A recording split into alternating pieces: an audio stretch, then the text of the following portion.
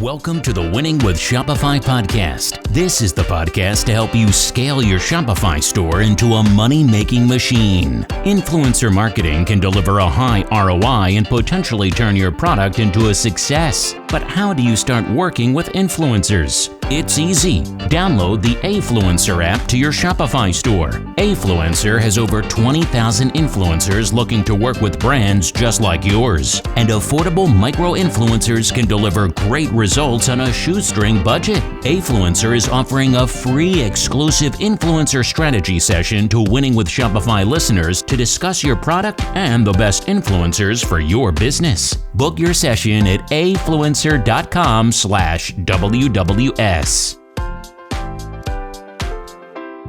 Hi everybody, and welcome to another episode of the Winning with Shopify podcast. If it's your first time tuning in, it's such a pleasure to have you listening to us today, and you're tuning in for a very special episode because my guest is also British. So if you're sitting in the US, you've not got one but two Brits talking to you, which is going to be so exciting. If you've been tuning in for a while, welcome back. It's such an honor to have you listening to us more than once. If you haven't already, hit the subscribe button, leave us a review, and also check out our website. And on the website, you can send us some questions through any of our web forms. It's winningwithshopify.com, all one word, no spaces, which also means no excuse. So send in some questions. We're talking about influencer marketing at the moment, but also send any of your marketing concerns. We can cover off any bits and pieces you want to talk about. And I personally been replying to most of the emails recently as well. So if you want someone else to reply, just say that. That's absolutely fine. But I'll do my best to come back to you guys as much as I can. Final little note from me before we kick off today's episode and introduce my very special guest. We have had to change a webinar that I know a lot of you have been very excited about, and we've had so many people signing up to it. I'm going to be interviewing the ex-CMO of Gymshark and Play.com. His name's Richard. He's absolutely amazing. But unfortunately, due to unforeseen circumstances, we are going to have to move it back 2 weeks. So I think it's now the 28th, but make sure you check out the Eventbrite page. It's also on all of our emails. So yeah, if you don't have the details of that, it's free to come sign up. It's a webinar. It's on Zoom. Send us an email. We'll get you a ticket as fast as possible. That's it from my announcements at the beginning of this. Today, we are going to be continuing our series talking about influencer marketing or content creators, which are the same thing, but two different names. Might come on to that today as well. And if you haven't already seen or it's not already out, we are going to be interviewing a couple of influencers / content creators and asking them exactly that question. I've got a very special guest today. Her name is Rebecca, and she's from a company called Conscious Skincare. And as I say, she's based in the UK. So Rebecca, welcome to the show. Hi, Nick. Thanks ever so much for inviting me along. Good. Well, I'm so excited for our conversation today, not just because you're a Brit, and that's the third time I've mentioned it in the first 2 minutes, but super excited because you've got a very interesting business. So why don't you start off by telling us a little bit about your background and a little bit about Conscious Skincare. Skincare. There we go. A strong start. Tell us about Conscious Skincare. Okay. Well, it started officially in 2011. But it was something that was always kind of brewing in my mind because I'd always wanted to run my own business. I'm the kind of person who is annoying in that they like to do everything themselves in the end. So years ago, my hairdresser, I used to cheese them right off because in the end I'd be styling my own hair and kind of doing my own thing. And that kind of perspective on things kind of led me to start Conscious Skincare. There are a couple of things that happen really, which I used to work in London for a very big corporation, and a lot of my clients were in Dublin. So I'd find myself abandoned in the airport quite often by an Irish airline that's not particularly reliable. And I'd find myself browsing the duty free, and I'd buy my pot of very expensive cream in there. And then one particular time I was really bored. So bored, in fact, that I was reading the ingredients. Now, I wouldn't class myself as a really stupid person, but I couldn't understand any of the words apart from one, aqua. I managed to nail that one. Yep. The rest of it, and I just thought, what on earth is this stuff? And that just started a line of thought and ideas which actually didn't come into fruition until me and my husband left London. We moved to Wales, and I just started formulating those ideas. And at the time, this was around 2009, 2008, there wasn't really that many brands out there who were the things that we wanted to do. Most of the brands out there were water-based, which didn't work for my skin. Too much water, not a lot of anything else. And all the packaging was really kind of, well, crusty, as I call it, or it looked more like you were serving a penance than something that you wanted to have on display. So, as I was saying earlier, I just thought, well, I'll make it myself then. And that's kind of what I started to do. And from there, realised there's quite a few other people who felt the same way as I did. And quickly, we started off with oils. We grew into making a full range of face formulations, and it just went from there. But in the middle of that, Nice. What kind of pushed it was my husband got poisoned. It wasn't me, and it wasn't almond flavoured stuff. But although we joke about it, it was quite terrifying at the time. And he got some wood stain on his skin and got into his bloodstream and really affected him. So he became just super allergic to everything. So at that point, it was like, right, well, I've done some research here. This is what I can put together. So he was my first kind of guinea pig, if you like, really. And yeah, we've just grown from there, basically. Yeah. I mean, I certainly found it amazing since I've been running this podcast for 3.5 years now. The amount of business owners I've spoken to that have said, actually, there was a problem, something was wrong, there was a challenge, or even some situations like a near sort of life death experience that has then led to developing something. And as you say, finding a community of other people that also need help with this thing, whatever that thing might be. So you mentioned you like to do everything yourself, but then we developed some products. So who was we? Was that yourself and your partner, or was it a team of people? How did you start developing the product? It was little old me, basically. Okay. So it was me, a lot of research. I've always been into health, fitness. I qualified as an aerobics instructor and all of those sorts of things back in the day. And it's always been something on my radar. So this was kind of a natural transition from that, so that I really love biology. So understanding more about the skin, understanding more about what happens at the molecular structure and all of that. Because I can be very geeky, as my husband will testify. And I do drive him mad with quantum physics questions. I love it. I don't understand it, but I love it. And so it was just through that research and some trial and error. And I remember trying to make my own kind of water-based creams to begin with. And I just thought, they're rubbish. Who's going to want to buy these? So I just thought, you know what? I'm going to do it how I want to do it. And that worked. Nice. We spoke to one lady in the US about a year ago, probably. I was going to say a few months ago, but probably about a year ago, who had this like chewable toothpaste because she was doing lots of internal flights across the US. So that was her problem of, actually, every time I buy toothpaste, I can't take it because then it's hand luggage only. I don't want to take a big case and wait for it because that delays my day. So she created this chewable toothpaste, and she lost her sense of taste for about 6 weeks at one point because she had made one that she put too much of certain chemicals in. And the doctor was like, it'll come back, just leave it. And she was like, oh my gosh, well, my research is on hold because I can't taste anything.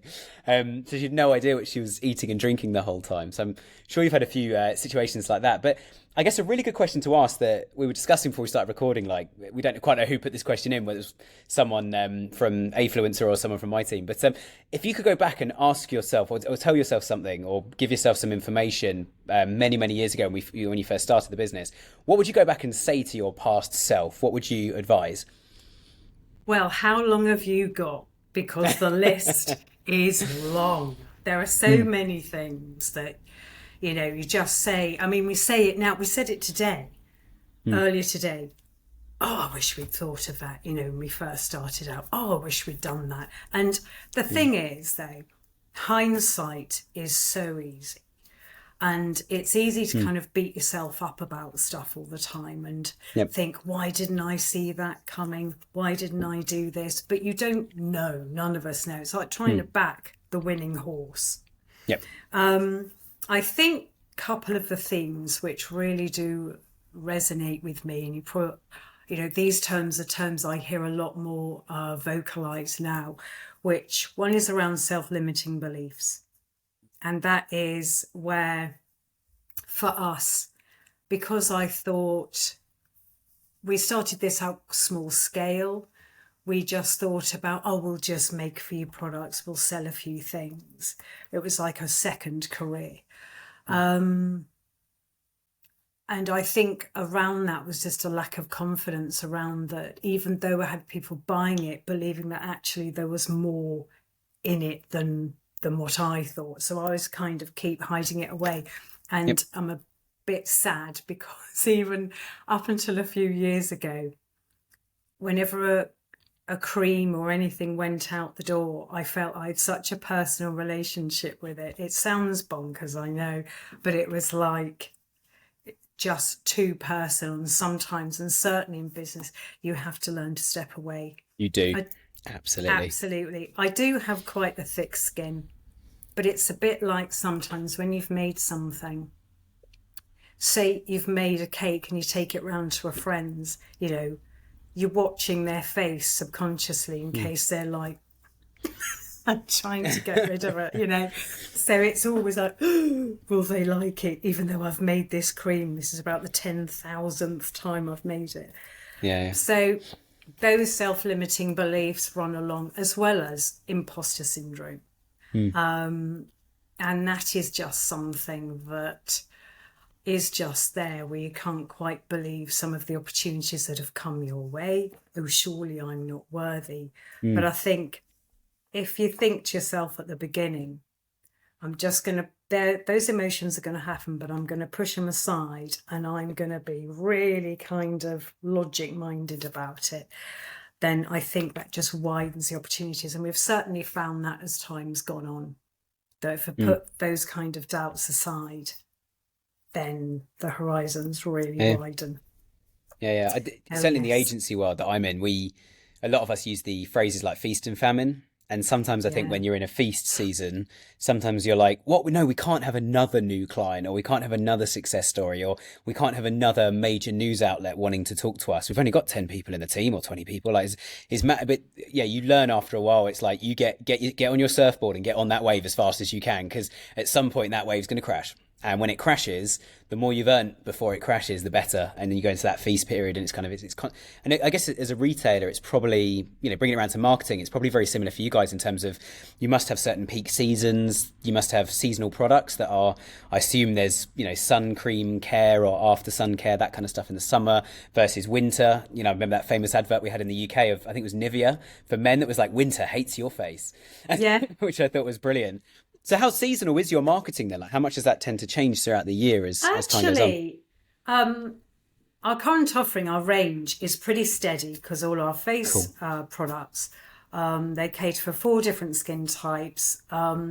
Each product's been tailored to consider nutrients that the skin needs, how to keep moisture in, how to help the skin repair and cell renewal. So these are products you can use day in, day out, all year round. You may need to change. You might find that, during summer, perhaps you don't need as much intensity in terms of richness. But other than that, it's pretty stable. We haven't ventured into sun creams, although we do get asked that a lot, because to be honest, I am trying to find a kind of sunscreen that sits nicely with our natural plant-based products. And that is a challenge. So at the minute, I'm looking at more minerals like zinc oxide, which is popular, well used, etc., but it's just working it into the right formula. And I guess seasonally we have peaks, Christmas, gifting season for sure, because we do a whole raft of gift sets, different types, and they're always super popular. We do have shave gel products. Well, obviously, spring and summer, they're more popular because we do a women's shave gel as well. Nice. So they kind of go together well. So it's definitely quiet on that front this time of year, unless anyone's heading to warmer climes like the Caribbean or somewhere where the sun shines. Wouldn't it be lovely? Yes. And Oh, if yeah. anyone's never been to Wales, where Rebecca is right now, we were joking about. I go to Wales quite a lot, and obviously you live there. And you can get all four seasons every hour on like for 6 months of the year. It's absolutely incredible. It's some of the best beaches in the world, but you need a fur coat to be on one and an umbrella. Oh, yeah. Oh, But, yeah. You yeah. need to be fully clothed. Yeah. But I mean, in terms of jumping back to marketing then, and enough about the weather, because as everybody knows, Britain, we could talk about it all day. And we do if we're not trying to talk about marketing at the same time. But it must be quite good having that consistent, steady, better to build then. Do you guys do much with subscriptions? I see you've obviously got refills on the site, but have you toyed with doing a subscription model of like, it's a daily skincare routine, this one lasts 30 days, onto there, and then you're going to need a replacement, or we can change you on something else? Or I see you guys obviously have refills. Do you kind of let the customer decide, or have you played with subscription models? We really do want to do subscriptions, and it's something we're going to look into to start with next year, because we have such a good repeat of customers, and we're always looking for ways to thank and reward that loyalty. And I think just by doing something like that, it's just another job a customer doesn't have to do, because it's already set up for them. So it's just finding the right app and getting it to work in the right way that fits with what we're doing. So that's definitely on our radar, as is. I want to do a closed loop refill system, because at the moment we sell refill packs, but I want to find a way to have those returned to us so we can refill them. Yeah. Obviously, there's all sorts of issues there, because you are dealing with something that someone else has touched. Where's it been? What's happened to it? I'm not questioning our customers' hygiene or anything, but it's those things around. If you're going to take something that went to someone else and you're going to give it to someone different, It's got to be the sanitized, steps that doesn't you it? need to take to do that. And I'm just really glad we weren't doing that model during COVID, because that would have been absolutely impossible to support. There would have been no way. Yeah. But we're speaking to a kind of other well-known brand who has actually come up with a really good system. So we're looking at exploring that to see if we can extend that in as well. So exciting for 2024. Nice. Well, if we get you back on next year, we can find out how that's going, which would be good. Yeah. But yeah, certainly. I mean, subscriptions looks lovely on the face of it, but then you've also got that extra level of email communication and making sure people are reminded it's going out. What happens if somebody's, you've already sent it out and it's now in the post somewhere, and they decide to try and cancel and contact customers. So there's all these things you've got to think about, and it's like anything with customers, you've got to learn how they engage with things. But yeah, it's certainly very exciting. And I hear what you're saying about refills. I can't remember what it was, but I refilled something about 6 months ago, kind of like eco green products like you guys sell, and I'd refilled it, and I held the thing I'd put the refill into, the actual substance which sits then on the side of the sink. I think it might have been some moisturizer or some deodorant or something, and I refilled that, and then I looked at the refill thing and went, there's more plastic in the refill than there is in the thing I'm pouring this into. So I emailed them and says, what? And they were like, oh, we use recycled plastic. I'm like, but where's it going now? It's going in, as you say, it's going in my recycling. So actually I'm putting it's less plastic going in the recycling if I buy a new one every month, which was only like £1 or £2 more expensive than not. But do I want to pay £2 extra, get the same amount and use less plastic? And they replied basically saying to me like, yeah, we hadn't thought of that. I literally weighed it and gone, that is heavier. It's more plastic in the refill than there is in the original thing. So I hear where you're coming from. It's certainly a problem. And I often think when we try and go green, sometimes we take 2 steps forward and 1 step back, still a step forward. Other times we do the opposite. We take 1 forward and 10 back. And it's like, okay, we are now using electric vans, but our electricity comes from coal-powered power stations, and all our packaging has gone from paper to plastic or something. Yeah, you've got to make sure we tick all these things off. But let's talk about influencers then, or content creators. I think, first of all, give us an overview. Like, what's your strategy with these guys? How do you work with them? And what do you get out of it? How does it all kind of fit together for you guys as a business? I have to say, and this is probably not the thing to say when you're on a podcast talking specifically about influencers, but I think in some respects, and I don't know if this is a case all over the world, but I think in our experience, the time we've been going, the understanding of the benefits that influencers bring has kind of done this. Okay. There was a period of time where, you needed to have bloggers. Bloggers did everything. Bloggers ruled the world, as they were called back in Yep, they back were. in the day, showing my age. Blogger.com was the big one, wasn't it? Everyone was on a Yeah, free Google blog on blogger.com. Yeah. that's it. Or Blogspot, all of That those. was, yeah, Blogspot. Yeah. Yeah. And then I saw, this was a few years ago, a sign outside an ice cream vendor's little shop thing that said, you know, the prices of their ice creams, but they said if you're an influencer, the price is like $10 extra. And I just thought it was so funny. It was It's just brilliant. really, really funny. Yeah. I think, I mean, I'm talking obviously broadly here about, I am quite a cynic, and I'm personally not the kind of guy, actually, again, shouldn't be saying this on a thing about influencers, but this is, you know, having to kind of think about my own perspective, is that I don't necessarily consciously follow anything an influencer says, because I'm quite cynical and because I believe in finding my own way. I'd never listen to film critics, you know, it's all that sort of thing. But I think the world has changed a lot. And I think that because we're in a situation where, you know, having a place where you can get people who genuinely talk about your brand, where there's far more weight given to transparency and people who actually believe in what you're selling and what you're doing, it's very much taken a different road. And the different interests and everything else is quite widespread.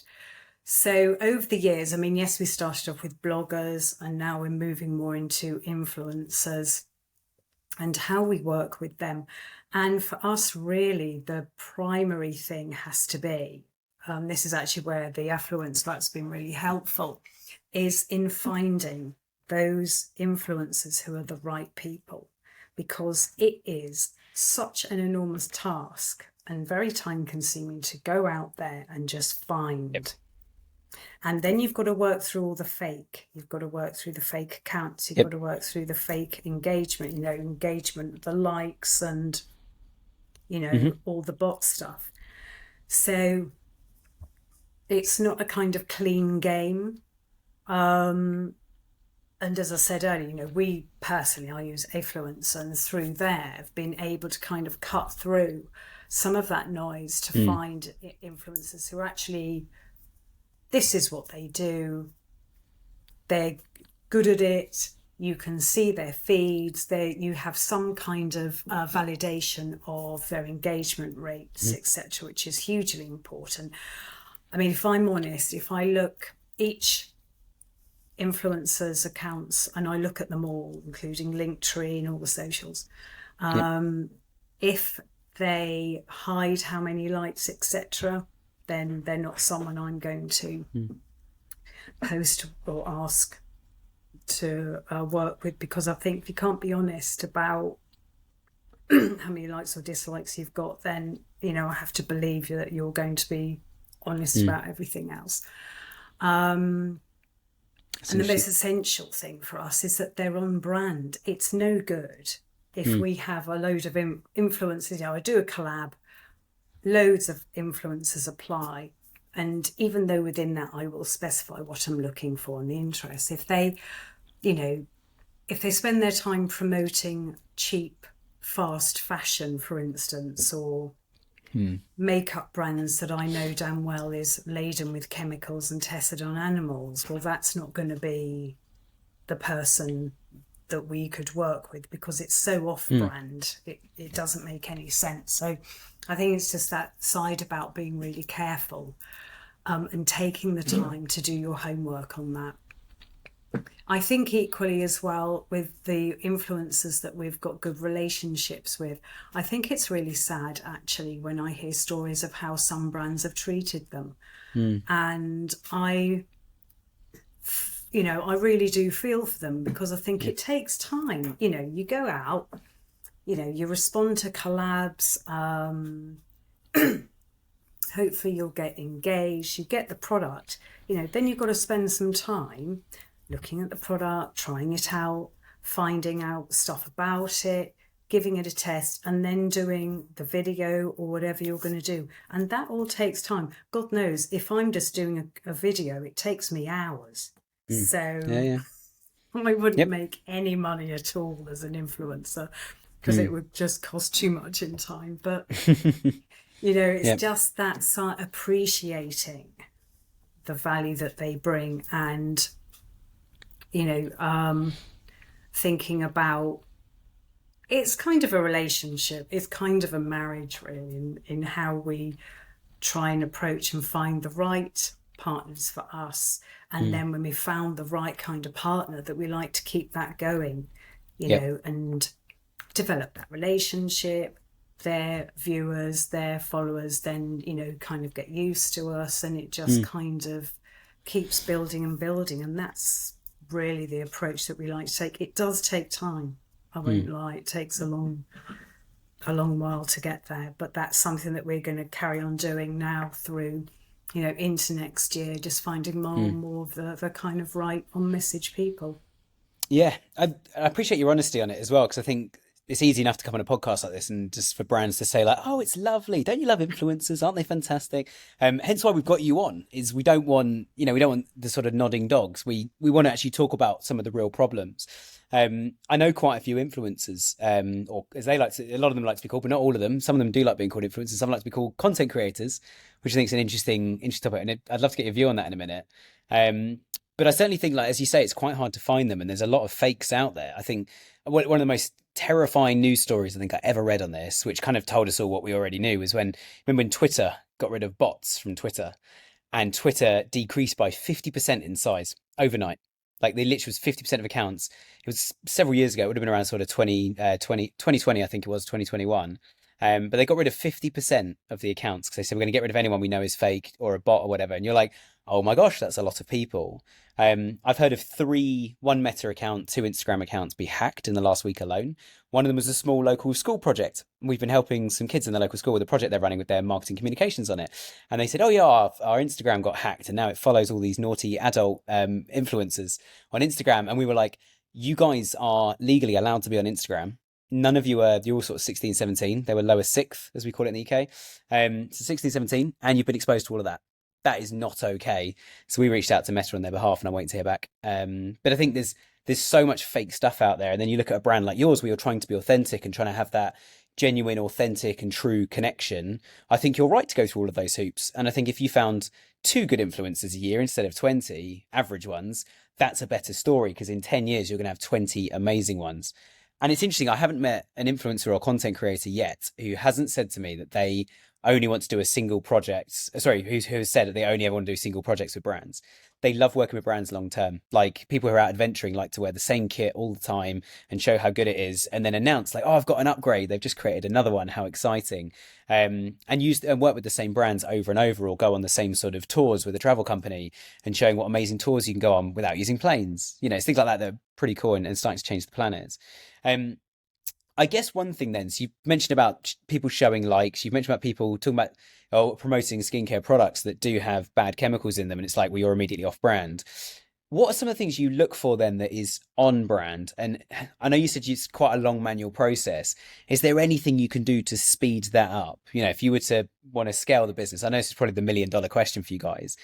Want to scale it? Is there a way you can do that faster than just going through each one or working out every Mac or PC shortcut you can to open as many tabs as you can? Budget, yes.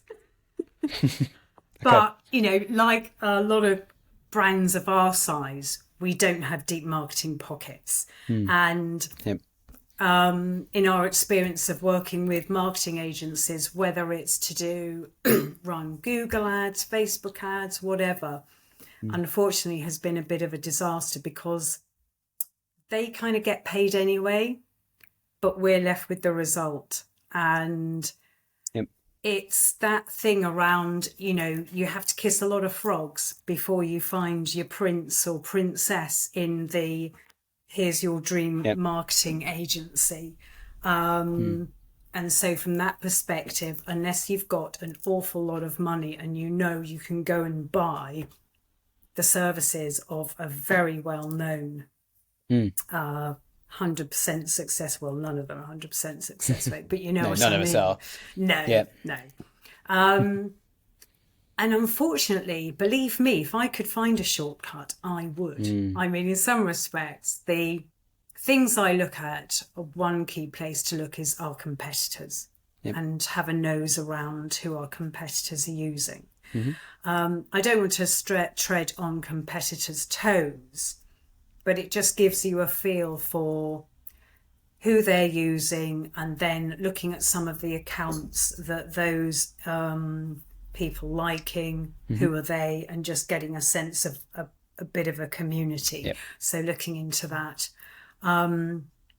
Sometimes it can be, our own customers. I mean, obviously UCG is a massive thing at the moment. And that's kind of where I was going to lead into, just saying how I perceive the difference to be between influencers and content creators, because for all intents and purposes, I'm a content creator.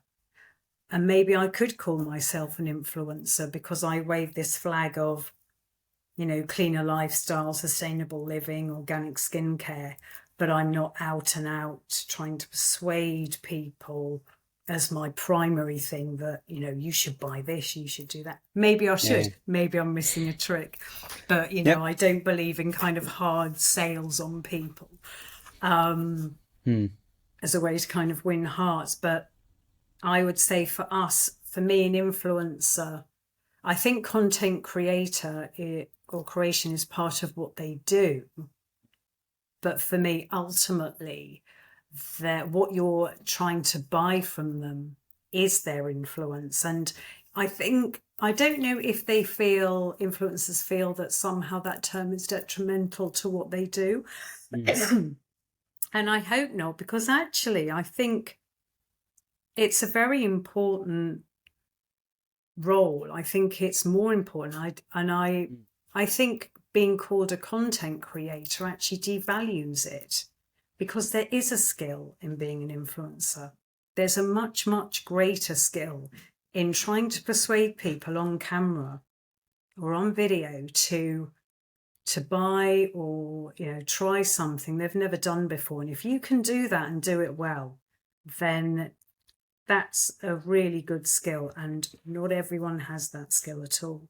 So, And I guess to a business as well, if they're able to influence people to buy your products, their value to you is astronomical compared to, here's some cool content, but you've paid me to make it and you still need to go and advertise it, utilize it, send it out to people. Like, you still got to do a lot of the grunt work. Whereas with an influencer who also does content creation as part of that, they can go, well, I'm creating the content, driving people in, and if you use something like Afluencer's platform, they're getting a really nice commission back or some sort of fee for what they're doing. Absolutely. And I think with that, I can sit on Canva or, other platforms are available and knock together content and stuff like that. And companies can probably outsource that for, a potentially cheapish rate, but to get a kind of good, solid, reputable, good at their game influencer is something else. It's a bit like, it's an acting skill. I'm not saying they're acting, I'm not saying they're kind of pretending, but that way. It's certainly presenting. Exactly. To present, to tell a story about something, and to make it more engaging than certainly I could do. It really does make a difference. So, excuse me. Yeah, bless you. I think. Yeah, so I guess a really important question on this then. I love what you say about that, actually, and as a brand, to say that being called a content creator almost devalues the influencing side of it, I think is really interesting, and certainly a point that's not very widely, I'm not going to say shared, but because I'm sure a lot of brands would agree with you exactly on that, going, well, the value to them is, are you influencing people to buy my product? This is all marketing. It comes out of marketing budget. I can't do it if, we're not going to make any money as a business and survive if we just look good all day. We have to turn a profit and turn a penny at the end of it. But you mentioned earlier about working long term with brands, which I absolutely love. As I say, all content creators / influencers, I'm going to call them that for the rest of this, But whenever I talk to them, they always say that they want long-term relationships because it's kind of one pitch and you can properly get to know a brand, you can get to know their products, get to know what they're about. And then you've also got more opportunity that if it's just one post they put on Instagram or TikTok or something and it's good, great, and then it kind of dies. And if it's bad, there's no opportunity to learn from it, build on it, and do the next one. So how do you build that? Like, do you tell influencers / content creators, do you tell them every single time you're engaging with them for the first time, say, look, we would be interested, we want to have a conversation? Do you tell them straight away, like, we're looking for a long-term partner here? Do you hold your cards back a little bit just in case it doesn't work in the first post? Do you ask them, how do you work with brands? Like, how do you approach that conversation? Another brand's listening. How has it worked for you that others could maybe try? I think, like with anything, I do hold my cards back a little bit because it's not just about how well did the post do. That's a kind of end result for me. How well did the process go? Yeah. So they've, if they've replied to, say, a collab I put up, what have they said in the message? What do their socials look like? Then it's what happens in the interaction between. And I always confess that because we're a small business and we're so busy, please accept I can't answer immediately, but just bear with us on this. And then how quickly from sending a product do they post? And fine, if someone says to me, look, to be honest with you, I've got quite a lot on my schedule. It's going to be 3 weeks, 2 weeks, 5 weeks. That's fine, because at least I can then think about what else I've got going on, because I don't want to just kind of swamp the market and then have nothing. And actually, there needs to be honesty as well, because if an influencer doesn't like the product they've been given, well, that's fine. We're all different, but let me know. But we have sent products out, it doesn't happen very often, but we've sent them out. We haven't heard another thing ever. Wow. And that, I think, you're not really helping matters there. That's really unprofessional. Just no communication at all. So, you're always going to get that sort of thing happening here and there. And with all the best will in the world, those things can happen. But yeah, I think the communication piece is key in how that works leading up. And it is so much easier to build a relationship and have those repeat posts going on, because it saves so much time. And it's a bit like customer acquisition costs. To acquire a new customer, the costs are going up and up. Well, in some respects, acquiring a new influencer and having them onboarded and everything, because of all the time it takes and the energy and everything else and the sifting, you do save yourself a lot of time and money and all the rest of it if you know that the group, like you said earlier, it's better to have kind of, over time, 10 really good influencer content creator partners that you've evolved over the time than a kind of bang a load, sending out loads of products to loads of people. You may as well just kind of throw money into the wind and hope for the best. And that kind of scattergun approach to influencers. I know it's what bigger brands do with far bigger budgets. It's just literally a whitewash of can't move for seeing their stuff everywhere. But for smaller brands like ourselves, we just have to be more and more targeted. Yeah. I think one of the things with bigger brands, and this is one of the advantage perspectives I have as an agency, is we work with lots of companies of different sizes. And I think some of the bigger ones, one of the things they have is they have a marketing team and a legal team. So it's pretty locked down what you're going to do. And because they're a big brand, all the influencers like, oh my gosh, I'm working with so-and-so, I'm working with Nike or Adidas. This is really, really exciting. And just that kind of buzz.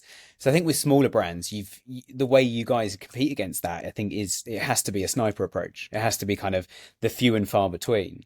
I I think with the no communication thing, just to cover that off for a second with my 2 cents, because it's triggered a slight nerve in my brain, you saying that. I completely agree with you. And one of the things it's triggered, and dare I say, there might be some of my ex-staff or clients listening to this. People, I think, don't realize that what goes around comes around. You know, I know it sounds like a wise old saying. It is wise, and it's old for a reason and still said now. It's true. So actually, you're in a niche where if you're struggling to work with another influencer, so will some of your competitors trying to work with that person. And at some point, they're going to want to work with someone who, like, it could be like you've got a PR agency one day and you've shared with them, all these people just took a product and never came back to us. And that PR agency might go, well, that's a concern. We work with 2 of those. And it's like, so you've got to be honest. And I think, like, there is no excuse, and this is the end of my little rant, there is no excuse just for sending an honest email. You know, we do it when we interview people. If it's a no, sometimes we don't always go back to them. But if they email us and just say, hey, it was great to meet you, even just that, we will always go back and say, well, look, because you've replied, we want to take the time to reply to you as well and give you some feedback. It'll be constructive, but this is why it didn't work. Or in your case, this is why we didn't like the product. This is why we didn't roll with it. And actually, like, it's not for me. I realized after it arrived, it wasn't going to work with my skin, but I'm happy to send it back actually. And you can send it to another influencer. Oh, that's really kind of you, and takes 10 minutes to drop it at the local post office. Like, it's not a lot. It's not a lot, and it's not difficult. And I think that's really important. And also, like, imagine you guys, well, not imagine, when you guys grow, imagine that they come back to you and say, hey, I want to work with you again. And you're like, well, no, I'm sorry. Like, you can't just come in now that we've done all the hard work and built our brand. We're on a different level to you now, I'm afraid. Like, you know, and the people we're working with, we work with for 5 or 10 years and we like them. So I think that what goes around comes around. I think it's worth saying. And it doesn't just go for influencers and content creators. It goes for everybody. Like, I think you've got to respect everyone you're working with. If it doesn't work, just be honest, close the door politely, and end that thing. But there's one more thing I want to talk about, and I'm slightly conscious of time, so we'll finish on this one. A lot of people will be listening to this saying, okay, Rebecca, this sounds great. I'm going to go and target a few influencers. I'm going to look at how I'm going to get the right ones in, people that are on brand. What kind of, and you don't share exact numbers, but what kind of results are we talking on this? Like, every time you work with an influencer, you're expecting an influx of 500 sales. Obviously, the answer is no. What does it look like? You know, in terms of the results, what are you expecting? What are you hoping for? What does good look like when you guys are working with influencers? We play the long game, basically. Mm-hmm. So what we drive towards really is doing more of the awareness, and just because we're not in the shops on shelves, we don't have that physical representation. We're an online brand only. So people aren't going to naturally come across us. We don't tend to do magazine or print advertorial because, again, sometimes it's worked, sometimes it hasn't. Again, we might do it now and again, but it's not our main thrust of where we would put our advertising budget. So for us and the influencers that we've worked with, now and again, there'll be a kind of a peak. We'll see that, oh, so-and-so posted something and it's, you know, there was a sudden rush on. But it's not massive. And that's because I think the way we approach it is low key. You know, we're just working with a small number of influencers and we're looking for that groundswell of awareness. Budgets are tight. So we have to think to ourselves, well, let's be realistic. If this is our budget, well, we're not going to be able to afford the whitewash the internet and social media with our brand. That just isn't going to happen. And obviously with our budget, that means we can only afford a certain band of influencer anyway, because obviously as you go up the scales, the cost can be enormous. And, you know, you have to kind of weigh up the risks. Well, if I spend that amount of budget on this part of my marketing, which is influencer, but I'm taking that out of another pot, whether that's Facebook ads, Google ads or something else, where I can measure I've got all the metrics and all the analytics I need, and I can tweak things. Well, you can't do that. You know, the whole influencer side of things is a very different aspect. So for us, it really is part of our overall marketing plan, and it really is focusing on awareness. So trying to target those influencers in the space that we're in, that's like sustainable, ethical, vegan, no palm oil, no animal testing, all of those things, which kind of can feel a bit niche at times. And then thinking about where people with those interests are, where are they mostly, and trying to pick the right social media platform to reach them. So it's a long game, and it, as much as I'd love to sit and go, oh yeah, every week we have an influencer who blows our system out the water, and wouldn't that be lovely? Oh, it would, yeah. No, we just can't cope. We're not there yet. And equally, in terms of our own influencing, say TikTok account, I've done a few posts, but again, TikTok is not an overnight. As much as people love to tell you about the fabulous stories about how their sales went from 1 to 1 million overnight, I don't believe you. No. Yep. Like everything else, legwork, and it takes time, especially if anyone can go and buy loads of followers, loads of likes, but if you want to do it in a way that's actually going to work, then there are no shortcuts. But yeah, long story short, for us, it's more of an awareness and just perpetuating that awareness rather than going for any big peaks. Yeah, I think as well that, with like getting the kind of Cristiano Ronaldo, Kim Kardashian posts like every day or something. Imagine Kim posted every single day and you were just getting this influx of traffic. I also challenged one of our clients recently who they'd just been aiming for something like that for so long. And after about 3 or 4 months of them saying it to us every fortnight on our catch-up calls, we're going for this. Eventually I said to him, like, I'm just, my personality type's a debater, guys. I just want to ask the question, devil's advocate, if that happened, what would happen next? What would that do for you? And they're like, we'd have tons of sales. Okay, do you have the stock for that? We don't actually. Right, so we haven't got the stock. So you've already got a nightmare problem on your hands. Secondly, what happens to all the transactions going into your bank and then you get, I don't know, say a third of them get returned? Because that's your return rate right now. So a third of these things get returned. Now what happens? How much did Kim cost? And we challenged them a little bit on that. And then they had this real kind of like down to earth. So I had to finish it off with but don't worry, guys, there is an option that is exciting, but it's not quite like the kind of, the sort of platinum list of influencers. And we don't do a lot with influencers. Personally, I say it really impacts what we do. If influencers are talking about products, our conversion rates start popping up, our direct traffic starts going up, our brand search from Google starts going up. It's all very exciting. But I think the real thing for us is, being realistic with clients and saying, why don't you just try it with like 5 small influencers? And they came back and said, 4 of them were a nightmare. We're like, yeah, imagine 5 of them that were all Kim Kardashian and they were all a nightmare. And they're like, well, good job we didn't do that. Correct. So I think it's that gradual step. It's that we always look at growth as a staircase, not a kind of an explosion. An explosion is a problem. And some brands that say like, oh yeah, we just exploded overnight. When you start talking to them, you realize that explosion left a lot of debris as well, is always my analogy for it. But look, we'll wrap things up there. Thank you so much, Rebecca. I think, some amazing notes. I've got a whole page of notes I've taken today, and I hope everybody else has at home as well. So Rebecca, I just want to say a massive thank you for your time and thank you for joining us. Thanks so much. And I hope I didn't ramble on too much, and hope people enjoy listening to it. Thanks so much. All good insights. So thank you so much. And thank you for everybody for listening today.